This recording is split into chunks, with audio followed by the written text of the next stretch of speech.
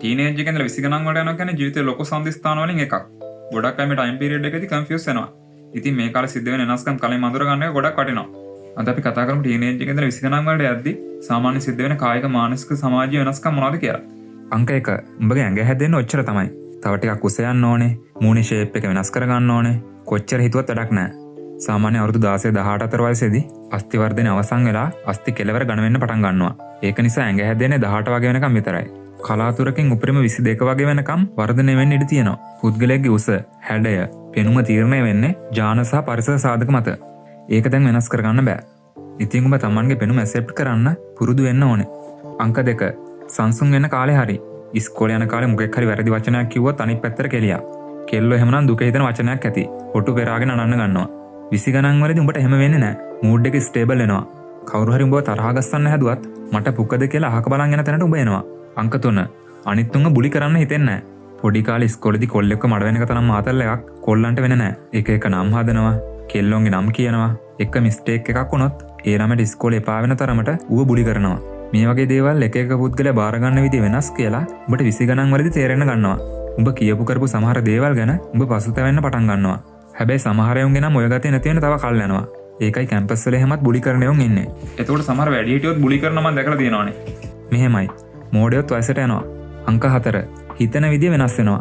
මොලේ prefrontal cortex එකේ වර්ධනය අවුරුදු 25 දී විතර අවසන් වෙනවා. මේ හින්දා තීරණ ගැනීම හැකියාව වැඩි වෙනවා. දෙයක් හොඳට ප්ලෑන් කරන්න පුළුවන් වෙනවා. හැඟීම් පාලනය කරගන්න ලේසි වෙනවා. ටීනේජ් එකේදී අපි හැමදේම හිතන්නේ එක්ස්ට්‍රීම් විදියට. අපි මොනවට හරි කැමති නැත්නම් සක්කරය ඇවිත් කිව්වත් අපි ඒකට කැමති නැහැ. අපි මොනවට හරි කැමති නම් සක්කරයගේ පුතා වයිමා කිව්වත් අපි ඒ දෙයට අකමැති වෙන්නෙත් නැහැ. හැබැයි අවුරුදු 20 ගණන් වලදී අපි තේරුම් ගන්නවා කළු සහ සුදු අතර තියෙන අලු පාටවල්. ඒක නිසා උඹට ජීවිතේ ගොඩක් සංකීර්ණ විදියට දැනෙන්න පුළුවන්. කිසිම දෙයකට 100%ක් හරි හෝ වැරදි උත්තර නැහැ කියලා උඹ තේරුම් ගන්නවා. උඹ පොඩි කාලේ පිළිගත්ත සමහර දේවල් 20 ගණන් වලදී උඹ ප්‍රශ්න කරන්න ගන්නවා. ඉස්කෝලේ ඉගෙන ගත්ත දේවල්, අම්මලා තාත්තලා විශ්වාස කරන දේවල්, කල්චර් එකේ ආගමේ තියෙන කරුණු ගැන උඹ විවේචනය කරන්න ගන්නවා. උඹ තදින් විශ්වාස කරපු සමහර දේවල් ගැන විශ්වාසය නැති කරගන්න උඹ තීරණය කරනවා. කලින් පඩේකටවත් ගණන් ගත්තේ නැති සමහර දේවල් ඒකෙත් ඇත්තක් තියෙනව නේද කියලා පිළිගන්න තරමට උඹ ෆ්ලෙක්සිබල් වෙනවා. ටිකින් ටික උඹ කැමති අකමැති දේවල් තෝරාගෙන ලෝකේ ගැන ජීවිතය ගැන උඹේම දර්ශනයක් හදා ගන්නවා. අංක 5 යාළු මිත්‍රකම් වල වෙනස්කම්. ඉස්කෝලේ යන කාලේ හැම එකෙක්ටම තියෙනවා ගැන්සියක්. මේ ගැන්සියේ ඉන්නවා එක එක ජාතියේ චරිත. ඉතින් චරිතේ මොකක් වුණත් ඌ උඹ එකෙක් නම් උඹ උගේ පැත්තේ හිට ගන්නවා. හැබැයි 20 ගණන් වලට එද්දි මොකද වෙන්නේ? උඹට හිටපු යාළුවන්ගෙන් 90%ක් හැලෙනවා. නැත්තම් උඹම හලලා දානවා.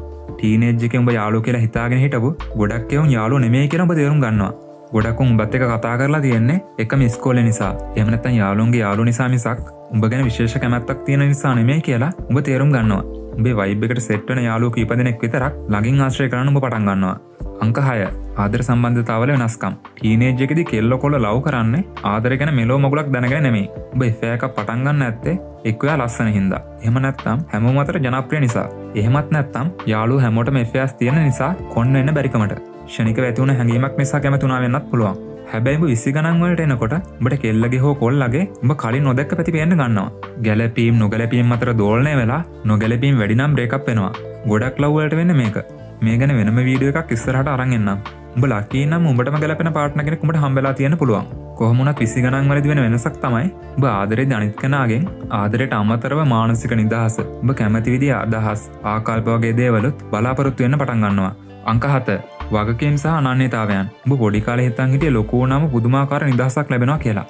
කවුරුත් නීති දාන්නේ නැහැ. Taman කැමති දෙයක් කරගෙන ආතල් එකේ ඉන්න පුළුවන්. මෙහෙම නේද හිතන් හිටියේ. කියනවට විශ්වාස කරපන් 20 ගණන් වලට ආවම උඹ උඹටම නීති දා ගන්නවා. උඹට සල්ලි, නිදහස, තත්ත්වය කියන දේවල් වල බර දැනෙන්න ගන්නවා. කලින් උඹ වැරදි කළාට කවුරුත් වැඩි ගණන් ගත්තේ නැහැ. හැබැයි දැන් උඹට වැරදි කරලා හැංගෙන්න බෑ. උඹට උඹ ගැන වගකීමක් පපුවටම දැනෙනවා. උඹට ඕනි මොන වගේ ජීවිතයක්ද? මොන වගේ පාත් එක්කද යන්න ඕනේ? 20 ගණන් වලදී උඹවම හොයනවා. අංක 8 අනුන්ව සතුටු කරපු කාලේ ඉවරයි. උඹ ඉස්කෝලේ කාලේ යාළුවන්ව සතුටු කරන්න ඕන ගොන් ආතල් එකක් දෙනවා. යාළුවන්ගේ චියර් එක ගන්න, කෙල්ලොන්ගේ බැල්ම දා ගන්න, උඹ ඕන ගොන් මොරාල් එකක් ගන්නවා. ඔය ගතිය 20 ගණන් වලදී නැති වෙනවා. අනිත් උන්ව ඉම්ප්‍රෙස් කරනවට වඩා උඹට සෙල්ෆ් රෙස්පෙක්ට් එකේ වටිනාකම දැනෙන්න ගන්නවා. උඹව කර උඩ තියාගත්ත මිනිස්සුම උඹව කරේ තියන් ගිහින් ගඟට දානවා කියලා උඹ තේරුම් ගන්නවා. ඒක නිසා උඹ අනුන්ව සතුටු කරන එක නවත්තලා තමන්ගේ සතුට හොයාගෙන යනවා. අංක 9 ස්ට්‍රෙස් කියන්නේ මොකක්ද කියලා අඳුරගන්නේ මේ කාලේ. පොඩි කාලේ ඉක්මනට ලොකු වෙන දැඟලුවට ඒ කාලේ තමයි අපේ සැහැල්ලුම කාලේ. කිසිම ස්ට්‍රෙස් එකක් නැහැ. දෙන දෙයක් කාලා වෙන දෙයක් බලාගෙන ඉන්න තියෙන්නේ. 20 ගණන් වලදී එහෙම බෑ. උඹ හොයාගෙන යන ගමන පට්ටම වෙහෙස කරයි. උඹ පොඩි කාලේ ඉඳලා තමන්ගේ පැෂන් එක අඳුරගත්තොත් යන්න පාත්යක් හැදිලා තිබ්බොත් ලොකුවට ස්ට්‍රෙස් වෙන්නේ නැහැ. හැබැයි මේ වීඩියෝ එක බලන ගොඩක් උන් කරන්නේ මොනවද කියන්නේ මොනවද කියලා හිතා ගන්න බැරිව ඉන්නේ. ඉතින් හැමදේම try කරපන්. වැටුනොත් නැගිටපන්. කොහොම හරි ඔබේ පැෂන් එක හොයාගනි. අංක 10 උඹ තේරුම් ගන්නේ පස්සේ කාලෙක. උඹට ආතල් එකේ ඉන්න පුළුවන් සල්ලි ගොඩක් හෙව්වොත් විතරයි කියලා උඹ හිතන්නේ. සල්ලි ගොඩක් හොයනකම් පට්ටක් කන්න ඕනි කියලා හිතන්නේ. නිකමට හිතපන්. උඹ අවුරුදු ගාණක් මහන්සි වෙලා උඹ ආසම කාර් එකක් ගන්නවා. ඕක ගත්තට පස්සේ ඒක පදින ආතල් එක කොච්චර කාල තියේද? උඹ ටික දවසක් යනකම් ඕක බබෙක් වගේ බලාගනි. ඊට පස්සේ උඹට ඒ වාහනේ උඹ කාලා වතුර බොනවා වගේ සාමාන්‍ය දෙයක් වෙනවා. හැබැයි මේ වාහනේ ගන්න ගත වෙන අවුරුදු කීපය උඹ විඳවලා විතරක් නම් දවස් ගානක සතුට උඹේ ওই ගත වෙන අවුරුදු ගානට වඩා වටිනවද? උඹේ ගමන යන ගමන් උඹවත් සතුටු කරගෙන ඵලයන්. මොකද අපි හිතනවට වඩා ඉක්මනට අපි වයසට යනවා. ටීනේජ් එකේ ඉඳලා 20 ගණන් වලට යද්දි වර්ධනය නේදියා කමෙන්ට් සෙක්ෂන් එකට එකතු කරමු.